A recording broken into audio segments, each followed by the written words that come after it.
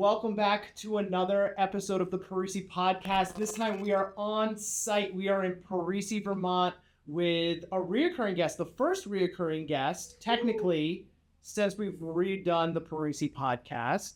Reoccurring guest, Antonio Federico, owner of Parisi Vermont. I don't know, is it Parisi Vermont? What is the official title? Parisi Speed School powered by True Warrior Training. And it's a long title, so we'll go with Parisi Vermont. It's a long title. Parisi Vermont, Parisi Speed School powered by True Warrior Training, Essex, Vermont, just down the road from where I live, which is phenomenal because Antonio, without really knowing, but probably knowing, he is on call for any podcast episode that we want to do. Hey, can I roll in? We'll bring the camera, we'll bring the mic set up, life is good. But we are covering a pretty interesting topic today. We are going to be going back and forth on the athlete's hierarchy of needs when it comes to really anything, but we'll say in sports performance to keep it pretty broad. But I don't know where Antonio's going to go with his. I don't think he knows I'm covering my list of what I'm going to say for mine. But we wanted to just spitball back and forth. Athletes, coaches, I'm sure you're going to have your own thoughts on this, but what we see as performance coaches, what athletes need. Antonio has about 36 hours notice on this too. So let's go. If you want to know more about Antonio, I will link in the show notes. His first episode, it was phenomenal. One of our most downloaded episodes yet. So that's where you're going to get more Antonio. But for this episode, we're talking athlete's hierarchy. Are you ready to rip? Let's rock and roll. Do you want to go first? Sure. I think we'll go down the list. Yeah, you go. So no, just do one at a time. Yep. All right. And then we can spitball as to maybe why it's on the list. Okay. And then I'll do mine, yours. And if we have any overlap, that's great. That means that we're both on the same page. But I think we're going to have two very different. I think we are. Yeah. I do think we're going to have a little bit of a different. Yeah. So in no specific order, I want to point that out. All mine are kind of just of equal importance. I think one of the big ones for me is discipline, i.e. consistency within an athlete. I think that is a really important one that I see. And I'm going to speak more to my expertise, which is the youth market, less semi-pro, professional level. We're talking, higher level high school and just, I would say, mid-level high school as well. What's a good trait that I see a lot of those athletes need to possess? And I say discipline, i.e. consistency. Now, I think discipline can also be that topic where we see it all the time on Instagram, and we see, you got to have discipline, you got to be super disciplined. But I don't think a lot of people know, what does that really mean in terms of what's important and how do we get discipline, which is consistency. You do the same thing over and over and over again when you don't want to, when you want to, really whenever. I think that's a really important piece that can lead us to high performance gains. We talk physical. It can lead us to high intro into career when we're looking at professional, semi-pro, major league, minor league, wherever we want to take that specific goal. I think that is one of the most important things. And one of, I would say, the overlooked things, especially when it comes to youth athletes, nutrition. Got to be consistent about your nutrition as well, too. Having that discipline in that is really important. It really is. It's kind of, and this is something I see in high performers in any industry, but the ability to embrace the monotony. Yeah. Just doing the same things over and over again, even after they become mind-boggling boring. Yes. Right? Eating, and actually, so I had number 2 on my list was to promote consistency, but it was specifically eating 3 square meals a day. Right? You talk about nutrition and discipline, and really for athletes, it's being consistent with eating specifically as you're a growing, developing athlete. But it's when you don't want to. It's when you're tired of eating the same thing. It's when you've had leftovers that your parents cooked for the 3rd day because you're 15, 16, 17 years old. Yeah. When you're going to the dining hall and you're like, oh, I'm so tired of the same thing every day. Your body doesn't know, right? You eat it, you chew it, it goes in your stomach, and your body just breaks down macro, micronutrients, and that's all it knows. It doesn't care that you're bored eating chicken or salad or steak or anything like that. Yep. But I too had on my list some level of consistency, how to be consistent. I don't know, and I want to just, maybe this will be the final bow on this first one. What is one way that you have seen athletes, or would you suggest to athletes to help develop a beginning level of discipline or consistency in their life? Yeah, so I think a lot of the times when we're looking at things like this, we often see the things that we need the most as well too. Consistency is always my personal downfall. I get really hot on something and I'll run it till it dies and then I'll crash and burn out. Like that's been my narrative for past 24 years of life. Like it's really been a long time. But I think, for me, I'm working a lot towards it right now, working with a dietitian with specifically nutrition, finding consistency because I'll go, really hot and heavy and we'll be dialed in and it'll be great. And then I'll drop to like 1,000 calories a day because I'm just like, I got better things to do, whatever. So I think something that's been really important for me is, well, I'll say two things. One, being held accountable to someone or something is helpful. Knowing that, hey, I got to check in with this person, or I have a call with my dietitian, or I got a call with my coach, my best friend, whoever that is for you, having someone that can keep you accountable to that is very important and has been for me. And I think the second thing is also knowing why you're doing it. Is there a reason or are we just doing it to do it? Like a lot of people, can have a strong willpower for something for a period of time if they're just doing it to do it. But if you're doing it for, hey, I have a reason, because I want to do X, Y, Z. I really want to play in college, or I have to play in college, or I gotta, get this scholarship for school. I gotta really dial in with my grades. Like that gives me a little bit of a better reason when it gets hard. I'm like, God, I don't want to hit this last 1,000 calories. Don't want to eat the same thing I've been eating for 4 days. But okay, I know I'm doing this for, more than just myself. Yeah. Okay, I can hold myself to that. Yeah. I like that. Finding accountability. So if you're listening, if you're watching, find something to hold you accountable and know why you're doing it. My number one athlete hierarchy of needs, I went specific. It's specifically getting a bare minimum of 7 hours of sleep. And I said 7 because I know you see all the studies. Athletes should be getting 8, 9, 10. Yeah. You should aim for 8 or 9 hours. So as a parent of 2 kids, a working professional, I understand that I am going to be on the lower end. And I think also most athletes, and this comes from a handful of years working in the Division II level of strength conditioning for college, a lot of these athletes, we had strength conditioning lifts from 8 to 10 p.m. And then athletes would have to get up for a 6 a.m. practice. So that's 8 hours just by the time lift finishes, and when the practice starts, they're not going to get more than 6 hours of sleep between shower, eating breakfast, waking up. Because we talk, you got to wake up to eat before practice. You got to eat after your lift. You're wired after a 10 o'clock lift. So realistically, for a lot of people, regardless of age, I don't know if 8, 9, 10 is a realistic number to look at. So when I work with athletes, when I work with Gen Pop clients, it's how can we optimize 7 hours? How can we optimize 6 hours, right? If you're a new parent, if you're switching careers, if you just move, we have plenty. If you're traveling for a tournament, whatever it is, you may not be able to get the ideal, but we can better. I hate the word optimize because I think it's thrown around in today's world, but we can just improve the quality of 6 or 7 hours. And if you can just improve the quality of what we know we can get, I think you're doing a better service to your body than trying to stretch to get 8, 9, 10. Now, seasonally in the summer, school vacation, sure, we can do that. It's a little easier. You're removing like academic stress. You may be removing work stress, depending on your situation as a developing athlete. But specifically, I said, we want to be in that 7-ish hour range. If I had to go action step for athletes, anyone watching this, try to be asleep by 9 p.m. Yeah. Because of the benefits of the added deep sleep that you get by, and I don't know this, I've heard this from well-respected individuals, but every hour you get of deep sleep before midnight is like twofold. Like it's such a magnified volume. It's so much more beneficial to your body than any deep sleep you get after midnight. If you've ever looked at like Garmin or Fitbit or your Apple Watch, like you'll find most of your deep sleep comes within the first 2 to 4 hours of falling asleep. And so if you can fall asleep earlier, you can better optimize deep sleep, which is when your body is going to have a lot of benefits, central nervous system, a lot of benefits in recovery. So I would say try to get to bed before 9. Yeah. do the things you need to do. There's a whole bunch of things you can do, but prioritize sleep. We know that's good for us, but try to be asleep by 9. So that was my first thing. The hierarchy of needs.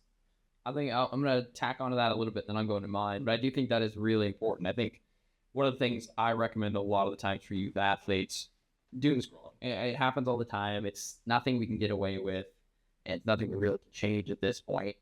But if you can try to just get rid of it 30 minutes before you sleep, just set your phone down, 8:30, just say, hey, no, I'm just going to put it down, set my alarm clock, put it like far away. Like for me, when I go to sleep, my phone is not beside the bed anymore. It's on the bookcase across the room. Set my alarm. It's over there. I'm not getting up to get it. Read a book, lay there for 30 minutes, do whatever you want. But like take 30 minutes away from the phone. Just start to help that dopamine die down a little bit. It's going to really help with getting to sleep. Now, it's just a little off topic, but I will say, if you worst case scenario, you're not getting enough sleep, like you have that night, let's say college, athlete goes out to party late after night, one Friday after a lift, and you're waking up super early the next morning. This has been an interesting study, and I'm actually playing around with this myself, and I feel great doing it. Now, it's not something you can do a ton, but studies have shown that 20 grams of creatine the morning after you have a terrible night's sleep, where you're sleep deprivation, the mental fog and everything gone. Now, I did this probably about 2.5 weeks ago. I was like, all right, you know what? I got to do some late night stuff, programming, building out a new business. I was like, all right, I'll stay up all night. We'll try this out. Next morning, took it probably about 5 o'clock in the morning, 20 grams, took about 30 minutes, went outside for a 30-minute walk, came back. Great. Felt like I had the best night's sleep of my life.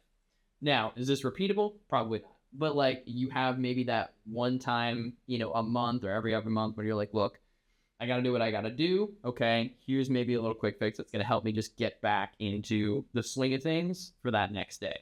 So little tidbit tip out there. It worked. It was really nice. I did hear it on a podcast from somebody. I believe it was the Direct CEO podcast. He was talking with somebody, and I forget her name. I know Rhonda. Dr. Rhonda. She had a good podcast with a researcher of creatine. Yeah. I think the podcast is Found My Fitness. Yes, it is. That's a long one. It's a 3-hour episode, but it's worth it. That's the gentleman talking about that same thing: sleep deprivation, high dose creatine, to help with sleep deprivation, whatever. I don't know. Whatever your side effects of sleep deprivation may be, creatine, especially the cognitive side, definitely shown to help. It helped a ton. It was crazy. So I'll roll that into my second one, which is going to kind of line up a little bit with what we've already been talking about and yours as well. And you probably could assume this is where it's going to go, at least with one of my things on the list. But I think dialing in the basics in proper form is one of the foundational pieces of a good athlete. And a great athlete too. But I would also say the foundational piece of an athlete that has longevity. Now we look at people like Mahomes, Brady, it's football season, so they're going to pop in my head right now. But those people that had really exceptional attention to detail when it came to their training. We're talking, hey, we all know Bobby Stroup works with us and did some stuff at our seminar, but we talk about the level of care that's going into every single movement and mechanic, and I'm really watching, if you can master those basic movements, squat, bench, deadlift, a hinge, and it's high quality without anything, just strictly body weight, and I can build off of that, we are now adapting to the human body so much more and giving that human body so much more availability in the long term, because I'm not just going and ripping something with we swear on this podcast. We would not prefer to swear on this podcast. It's not the end of the world. It's not the end of the world, but we would prefer to not. I did swear on my first one. Point that out. I asked you, and you said, "Yeah, we can totally go." Yeah, it's not the end of the world, but I just have to remember, if we do swear, I have to remember this guy. So we'll say half-cocked mechanics, but that does set us up for bad pattern building. It sets us up for potential of injury. It also just sets us up for, I think there's really something to be said. College strength conditioning rooms do this really well, but that attention to detail sets you apart. Having that set up for your lift, having that getting into your adjustment and setting, taking that breath, locking in, every little piece is so high quality that it does set you apart. And it sets you apart. I think for us as a facility, that is something like we are tried and true. We dial that in really, really hard. And the kids don't like, look, I'm be honest, training youth athletes all day. They don't love it. But like the kids that I send to Princeton and they go train in that strength conditioning room, those college coaches are like, holy, this kid is, they're dialed. They got it because my kids are setting up and they're ready. They're ready to go. And then you got some kids that are like, yeah, all right, let's go. And it's like, well, okay, we see the difference. Yeah, for sure. Interesting. Not my true third. So my second one was creating consistency around nutrition. And my third one is a base of relative strength. So I like technique, longevity, but to have a base of relative strength, you have to have some level of acceptable technique. I think it's a slow moving target. If someone's listening to this, watching this, if you've ever taught a 12-year-old to skip for the first time, if you've ever taught a 12-year-old who just hit a growth spurt, 13-year-old hit a growth spurt to do a body weight squat, I think technique is just that's a level of acceptability, but putting them in a situation like Antonio was talking about, where they're not going to do detriment to themselves, whether that's with a PVC pipe, no weight, in some type of learning environment with assistance, like with a TRX, whatever it might be, but specifically helping athletes develop a base of relative strength, I have as my third and final spot on my hierarchy of needs, because that starts to unlock, I think, a lot of cool things that you can do with speed training, plyometrics. It's not that you can't do speed training and plyometrics without a base of relative strength. It's just that it enhances that kind of training more. We could probably do a whole podcast about how to speed train someone who has maybe that's a future idea. Speed training when you don't have a base of strength, or how you maybe work with that person. But for me, athletes, if they have a base of relative strength, even just gen pop. If you are a 50-year-old, 60-year-old, like when I work with my 70-year-old men, we're working towards relative strength. It doesn't look like the 15, 16, 17-year-old trying to play high-level sports, but it's the same principles, just adapted to the 70-year-old frame and their level of ability. So, but that base of relative strength just allows the person to do a lot more when it comes to athletic endeavors, activities of daily living, or just progressed training.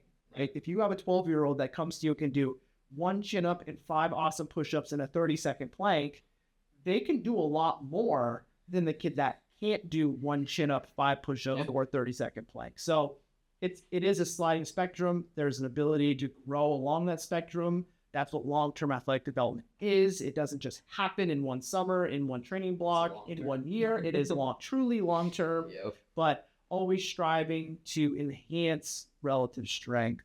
Do that with good technique. And I think that becomes really important too, especially when we talk about, and I'll say youth athletes specifically, we get to work with them from 5 to 25. Like that's a gold mine. If we get a kid for that long, wow, we can really do a lot of long-term athletic development. But we also need to understand the differences between boys and girls. We can actually load and train far faster in young girls than we can in young boys. I believe the range is 9 to 12 when we can start to maximally lift, start to push boundaries, start to really dial in speed training with form, of course, and mobility training as well. But boys hit that stage more 13 to 16. So we have, and I think the problem we run into a lot, especially in our industry, is we group them all together. It's just age brackets of, oh, you're 13, here's what we're doing. Oh, you're 16, here's what we're doing. Oh, you're 9, here's what we're doing. When we kind of need to understand the differences between these because of, puberty, growth hormone, estrogen, testosterone, all the different pieces. I think that's a big piece of it as well. But throughout the entire stage of the game, there is that one foundational piece of proper form and mechanic. It's the principles of what we're building off of to then be able to do that long term, being able to have that piece. I would say honorable mention for my third, it's not on the list, but definitely honorable mention, is dialing in that internal strength model where we're looking at mobility. How do your joints actually function and move, especially at that age? A lot of those kids are like Gumby, or you have hypermobile kids, or you get, the 15-year-old with god-awful hips. You're like, what have you done in 15 years to ruin your hips like this? Like, that needs to be kind of a piece that we look at constantly all the time, because it does factor into proper training and proper technique, but it also does factor into long-term, true longevity. When they are 50, 60, what we're doing now is impacting that down the road. And if we can set them up better here for that generational health, we're doing our better job. So what is your third? So my real third. Because you joked to I don't have any honorable mentions. I have no honorable mentions. I assume we would have more overlap than just like I would say it was pretty close. But yes. The third. Yeah. So the third is actually nothing to do with performance whatsoever. Emotional intelligence. Emotional intelligence. So you would ask before this, like, is it sports performance based? Are we where are we trying to pick top? I said anything. Yep. So I had a feeling something was going to be maybe a little, I don't say abstract, but a little different than your typical, like, get strong, get fast. Well, yeah, and because I think, I think the real nature of what we do is everyone is doing that. Everyone's talking about get stronger, get faster. Here's how we increase your vertical. Here's how we cut down on your 40. Here's X, Y, and Z. I think something that becomes really important is who they are as a person. Who are you actually creating as an athlete? Because guess what? Like, if you're not giving them character traits and skills, techniques to overcome difficulty, like, you may have, and I've had it, a killer athlete that's the best in the state, and they have one setback and they quit because they literally do not have the tools or capabilities to face a hard thing and go through it continuously. I think that as coaches, as you know, very truthfully, our job is therapists, our job is parent, brother, sister, like, our job encapsulates a lot of different things. So we're not giving tools and techniques, and I'm not saying we need to be therapists and teach these things, but, like, give them a space that they can have a conversation, and maybe we're steering things every once in a while. Say, hey, have you thought about this? Have you tried this? Or maybe, hey, we do need to refer you out to someone that we trust to work with you. But if we're not building solid people and characters, when we send them off into the world to go to that college strength conditioning room, you might have one of the kids that's the best in the state, but he's got the ego the size of Texas, and he's not that good when he hits the college scene. He's great for Vermont, but we're a small state, man. Big time. Yeah. Big time You difference. leave here and you go to, Yukon. Guess what, man?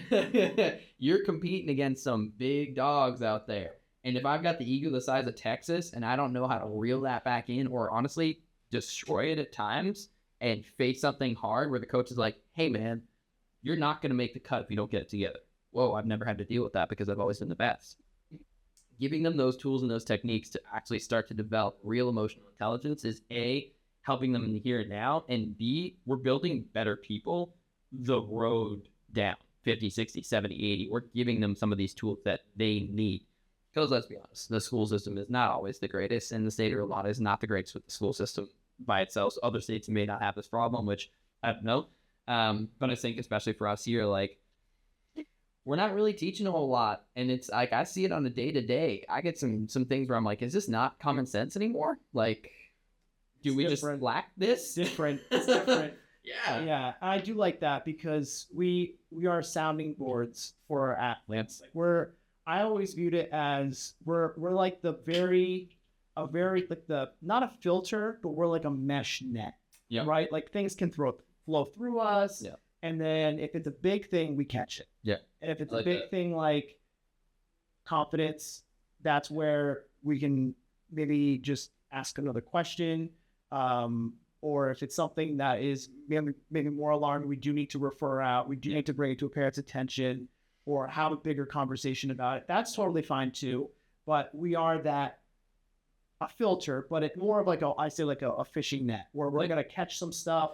We're going to let some things fall through that are maybe smaller. A kid has a bad practice, cool. But if a kid has a bad interaction with a coach, they want to give up on everything. We need to really work on building some resilience, and not only just for the athletes, but for the parents too.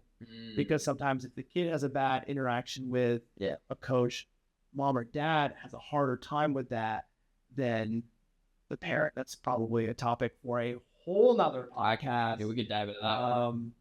Which maybe we will get to how to talk to parents about sports performance. It's another podcast episode we're probably doing here. But Athlete hierarchy needs, I think we crushed it. Yeah, I inside. think we did a good job. So no honorable mentions. No, well, you gave one. I don't have any. I kept my list. It Wow. was the hierarchy thing, and then a specific like subset or a specific whatever came to mind in as far as like taking action on that hierarchy. But do you have a quick honorable mention? No, I mean, Because I you already gave gave one. mine, yeah. Yeah, I don't. I was have just one. curious. No, I came just locked. Now you're dialed. I came in like I was Dan Parisi, just locked Locked in. Just stay locked. I appreciate you, man.